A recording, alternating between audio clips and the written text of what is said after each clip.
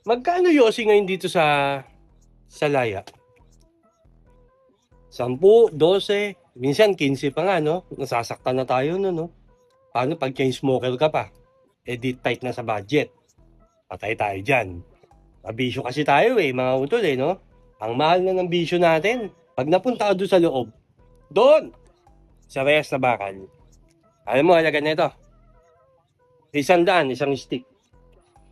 Totoo. Minsan nga, 200 pa sa iba At kapag December, magpapasko, tumitriple pa ang presyo kada stick. Ang sakit, di ba? At sa bawat stick na yon, utol, bawat stick na to, pag nanghingi yung kakosa mo, hindi mo pwedeng tanggihan. Kosa mo yan mahal mo yan Kung ano meron ka, bigyan mo sila. Di ba? Ganun kamahal. Kaya, dito, 12 lang, nasasaktan na tayo. Chain smoker ka pa. Huwag ka na maghangad pumasok doon. Matitigil ka talaga. Doon, yung rehabilitation mo ng Yossi. Pasok ka, para matigil ka sa pag-Yossi.